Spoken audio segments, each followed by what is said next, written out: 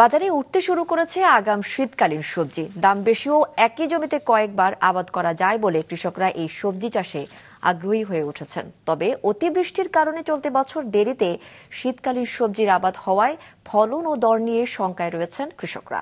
মানিকগঞ্জ, গাইবান্ধা ও রাজবাড়ী প্রতিনিধির পাঠানো তথ্য ও ছবি নিয়ে ডেস্ক রিপোর্ট। মানিকগঞ্জের সিংগাইর ও সাটুরিয়া উপজেলার বেশিরভাগ ক্ষেতে এখন আগাম শীতকালীন সবজি। মৌসুমের আগে সবজির দাম বেশি থাকে, তাই কৃষকেরা লাভের আশায় প্রতি বছর আগাম সবজির আবাদ করেন। এরই মধ্যে বাজারে উঠতে শুরু করেছে লাল শাক, লাউ শাক, বেগুন, লাউ, ফুলকপি। রাজধানী ঢাকার কাছাকাছি হওয়ায় মানিকগঞ্জের সবজি ও শাকের চাহিদাও বেশি। 30,000 টাকা মতন খরচ হয়েছে। মনে করেন ফলন মোটামুটি দুইবার টান দিচ্ছি, মোটামুটি 1,040 টাকা বেচছি, আর মোটামুটি লাখানি টাকা বেচার আশাবাদী আছে। বাজারে নিয়ে যাওয়ার সাথে সাথে চাহিদা ভালো, নিয়ে যাওয়ার সাথে সাথে নিয়ে যায়। এইটা দেখানি লাভ। এটা মনে করেন যে 250-300 টাকার দানা বলছে, এই তো আর বাঁশ কেটে জাংলা দিছি। ভালো একটা দামি পাওয়া যাবে, সেটা বিঘা 1 লাখ বা 2 লাখ টাকা, 1.5 লাখ টাকা আপনি লাভ করার আশা করা যাইতেছে। ভালো ফলনের জন্য কৃষকদের পরামর্শ দেওয়া হয় বলে জানায় কৃষি সম্প্রসারণ অধিদপ্তর।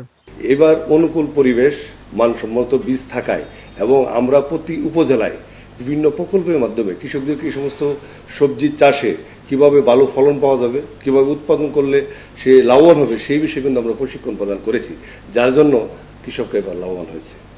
গাইবান্ধার চরাঞ্চল ও নদী তীরবর্তী গ্রামগুলোতেও আবাদ করা হয়েছে আগাম শীতকালীন সবজি। উৎপাদন খরচের দ্বিগুণ লাভ হওয়ায় খুশি কৃষকেরা। শাক সবজি আবাদ করি, লাউ, কুমড়া, জালি কুমড়া, পেঁপে, এগুলো বেশি। আগাম সবজি করা, অফ সিজনে কোন সবজি করলে পয়সা বেশি পাওয়া যাবে। তো এখন বর্তমানে আমি মালসিংয়ে ফুলকপি করছি। এই কয়দিনের ভেতরে বেচেটা আছে 3,000 টাকা লাভ হয়েছে, পাড়া প্রতিবেশী খাইছে। কৃষি বিভাগের পক্ষ থেকে কৃষকদেরকে নিয়মিত চাহিদা মাফিক পরামর্শ প্রদান করা হচ্ছে, যাতে কৃষকরা পরবর্তীতে আরো উদ্দীপনার সাথে এই আগাম শাকসবজিগুলো আবাদ করতে পারে। অন্যান্য জেলাতেও আগাম সবজির চাষ হচ্ছে, তবে অতিবৃষ্টির কারণে রাজবাড়ীতে দেরিতে সবজির আবাদ শুরু হয়েছে বলে জানান কৃষকরা। ভালো ফলন নিয়ে রয়েছে শঙ্কা। পানির জন্য, বৃষ্টির জন্য দেরি হয়ে গেছে। তা আমাকে আমি 2.5 বিঘে টমেটো লাগাচ্ছি।